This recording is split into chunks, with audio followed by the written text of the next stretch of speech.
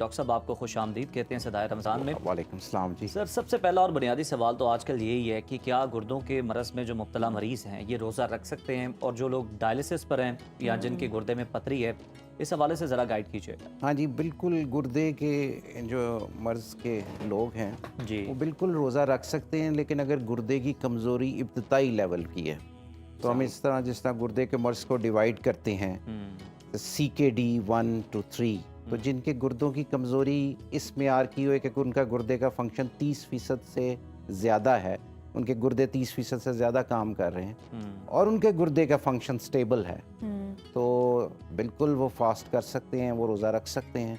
कुछ चीज़ों का ये है कि एहतियात ये है कि अपने आप को अच्छी तरह हाइड्रेट रखें, पानी पिएं जिस वक्त सहरी होती है या इफ्तारी होती है, और उसके साथ जिस तरह ऐसी दवाइयाँ जिनमें पोटेशियम होता है, लाइक केला, खजूर, टमाटर, आलू, माल्टे, आलमंड्स, इनका इस्तेमाल कम करें। और बी जो है इसके जो दूध या दूध से बनी हुई जो चीज़ें हैं फॉस्फोरस कंटेनिंग फूड, उनका भी परहेज़ करें। हाँ, इससे जब डिज़ीज़ एडवांस लेवल पे चली जाती है, जिनका गुर्दे का फंक्शन 30% से कम हो जाता है, तो उनके लिए रेकमेंडेड नहीं है कि वो फास्ट करें या रोज़ा रखें। सही। उसके बाद स्टोन के पेशेंट्स का जो, अगर आप इसको कहें कि साइंसी लिहाज से देखे जाएं तो स्टोन्स के पेशेंट को पानी की मिकदार, फ्लूइड इनटेक बहुत ज़्यादा लेने की ज़रूरत होती है। तो ड्यूरिंग रमज़ान इस चीज़ का ख़तरा होता है कि वो डिहाइड्रेटेड हो जाएं और उनको स्टोन को, या जिसको हम कहते हैं रीनल कॉलिक दर्द, वो बढ़ सकती है। तो ऐसी स्टडीज़ जो बिल्कुल ऑब्जर्वेशनल टाइप स्टडीज़ हैं, उनमें ये आया है कि वो पेशेंट्स में थोड़ी बहुत जो रिपीटेड स्टोन फॉर्मर्स हैं, जिनमें महीने में एक स्टोन बनता है या 2 महीने में एक स्टोन बनता है, उनके लिए फास्टिंग या रोज़ा रखना इतना रिकमेंडेड नहीं है। लेकिन अब अगर आप ये कहें कि उनके हेड टू हेड ट्रायल्स हैं कि यार इन्होंने रोज़ा रखा और इन्होंने नहीं रखा, तो वो दुनिया में इसकी स्टडीज़ बहुत लिमिटेड है। अच्छा, हम ना डायलिसिस वाला जवाब भी मैं आपका दे दूं। जी। डायलिसिस वाले पेशेंट अपने मोस्टली उनके लिए रोज़ा तो डिफ़िकल्ट होता है, लेकिन जिस दिन उनका डायलिसिस नहीं, जिस तरह हफ्ते में 3 दफ़ा कोई डायलिसिस करा रहा है, तो नॉन डायलिसिस डे में अगर वो एहतियात के साथ अगर रोज़ा रखना चाहें तो रखें। सही, बिल्कुल ठीक है। जैसे हम लोग बात कर रहे थे कि आजकल ना गुर्दों का मरज़ ना बड़ा कॉमन हो गया है, स्पेशली जो यंगस्टर हैं उनमें बहुत कॉमन हो गया। डॉक्टर साहब बताइएगा कि ऐसा क्या होता है कि किसी के गुर्दे इफेक्ट हो जाते हैं, कोई डाइट में प्रॉब्लम आती है या फिर हमारी जो रूटीन है बहुत अनहेल्दी हो चुकी है? जी, इसमें सबसे इम्पोर्टेंट बात ये है कि जी हमारी जो पॉपुलेशन में जो स्टैटिस्टिक्स है ना, हमारे ऑटो इम्यून डिजीज़ बड़ी कॉमन है कि इंसान के अपने जिस्म के ख़िलाफ़ ही एंटीबॉडीज़ बढ़ी, और ये डिजीज़ काबिल इलाज हैं। ये इम्यूनोलॉजिकल डिजीज़ होती हैं कि क़ुव्वत मुदाफ़ा डिफेक्टिव हो जाती है और इंसान के अपने ख़िलाफ़ इसका अर्ली पिकअप सबसे इम्पॉर्टेंट। तशख़ीस कैसे होती है? तशख़ीस इसकी ये होती है कि ये पहले तो हिस्ट्री कि ये बच्चे हैं, एडोलेसेंट में हैं, 17-18 साल के हैं, 20-25 साल के हैं, तो इनके आंखों पे सोजिश आ जाएगी, पाँव पे सोजिश आ जाएगी, ब्लड प्रेशर, 20 साल के बच्चे को क्यों ब्लड प्रेशर हो, तो अर्ली गुर्दे के डॉक्टर को दिखाएं। यूरिन में प्रोटीन आएगी, किडनी फंक्शन ख़राब होगा, क्रिएटिनिन उनकी बढ़नी शुरू हो जाएगी, तो उसी वक्त किडनी की बायोप्सी करके तशख़ीस करा के, आजकल दुनिया में ऐसी अदवियाँ मौजूद हैं, ट्रीटमेंट्स मौजूद हैं जो इन दवाइयों के ख़िलाफ़, और ये सब के सब नॉर्मल हो जाते हैं। ये जो कहते हैं क्रिएटिनिन अगर किसी की 20 भी हो जाए और सारा प्रोसेस एक्यूट है, जिसको एक्यूट GN कहते हैं, ये RPGN, ये वैसे, तो ये उनका इलाज हो के अर्ली पिकअप, लेकिन ये तशख़ीस शुरू में मुमकिन है। अच्छा। अगर इसमें डिले हो गया तो ये बच्चे, ये डिजीज़ एक समझ लें कि फ्राई हो रही है और ये डायलिसिस पे जाएंगे और आगे हमें ट्रांसप्लांट की ज़रूरत। तो इस स्टेज पे अगर डिजीज़ को हॉल्ट ना किया, रोक ना किया, तो जितने मर्जी ट्रांसप्लांट सेंटर, जितने मर्जी डायलिसिस सेंटर पाकिस्तान में बनाते रहें, हम इस डिजीज़ के बर्डन को कंट्रोल नहीं कर सकते। अच्छा सर, ज़रा किडनी ट्रांसप्लांट की बात कर लेते हैं। ये बताइएगा कि सर कितना इजी होता है जो डोनर है उसको कन्विंस करना, और यहाँ पर तो लोग जो हैं वो खून देने से भी कुछ जो है ना घबरा रहे होते हैं, कुछ लोगों की तादाद ऐसी होती है, तो डोनर को किस तरह से सर कन्विंस किया जाता है साइकोलॉजिकली? और दूसरा ये बताइएगा, ज़रा ये भी मिसकंसेप्शन दूर कर दीजिएगा कि जो डोनेट कर रहा है किडनी, तो वो उसकी फिर आने वाली ज़िंदगी कैसे होती है, वो क्या कुछ कर सकता है, क्या नहीं कर सकता?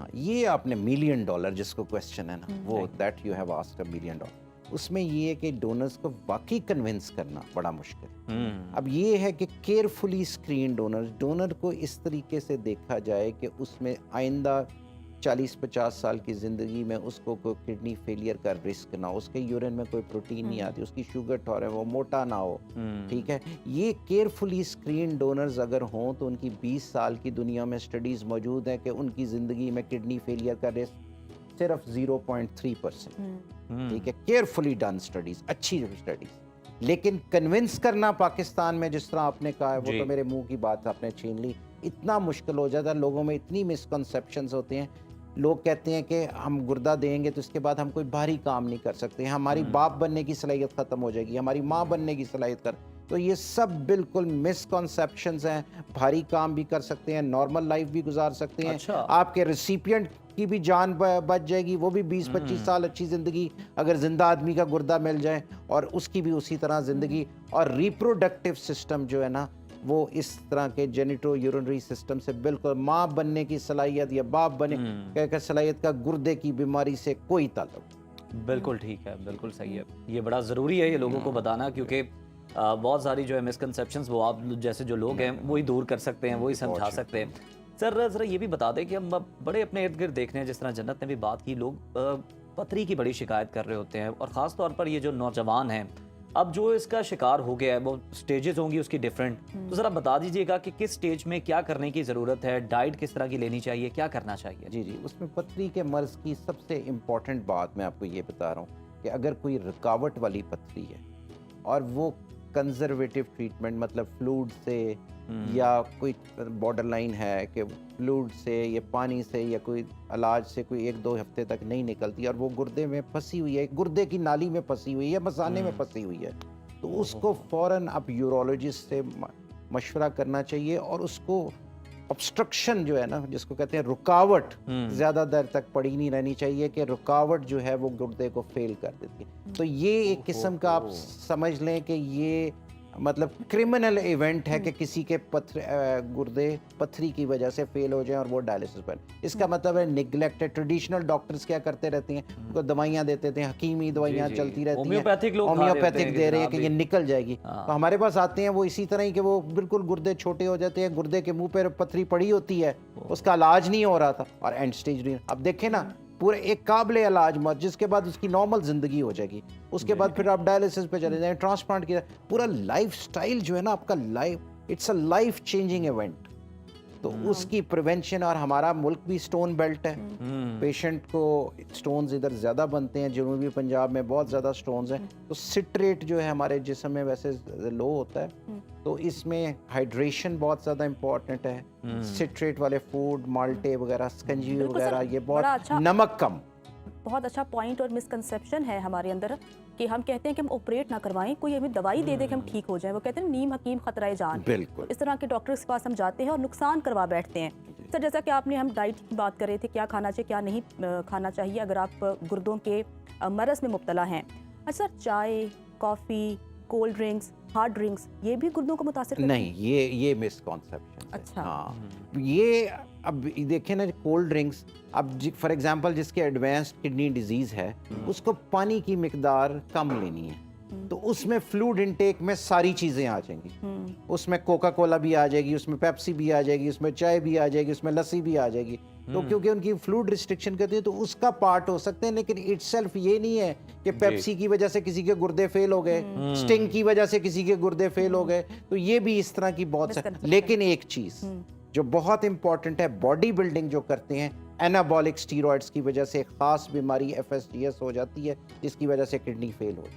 एनाबॉलिक स्टीरॉइड से जो वेट ट्रेनिंग करते हैं या बिल्कुल दूर, और ये जो सर प्रोटीन्स वगैरह ले रहे होते हैं, इसका तो कोई साइड इफेक्ट उसका ऐसा नहीं, लेकिन वो सिर्फ प्रोटीन नहीं ले रहे। अच्छा, हाँ, उसमें मतलब क्या उसमें वो ये जो मैं आपको कह रहा हूँ ना, एनाबॉलिक स्टीरॉइड्स में, उसकी वजह से ना जिस्म का फंक्शन बढ़ जाता है, तो गुर्दे का फंक्शन भी बढ़ जाता है, तो उनको ये बहुत डेट्रीमेंटल है। हाँ, प्रोटीन भी एक खास मिकदार में लें, उससे ज़्यादा नहीं। बिल्कुल ठीक है, बहुत शुक्रिया डॉक्टर साहब आपकी आमद का। डॉक्टर आदिल मंजूर साहब हमारे साथ मौजूद थे और बड़े बेहतरीन अंदाज में ये बता भी रहे थे, समझा भी रहे थे कि जो भी मिसकंसेप्शंस हैं उनको दूर करने की किस तरह से ज़रूरत है, और जो लोग इस मरज़ में मुब्तला हैं उन्हें क्या करना चाहिए, क्या नहीं करना चाहिए, किन चीज़ों से एहतियात बरतनी चाहिए।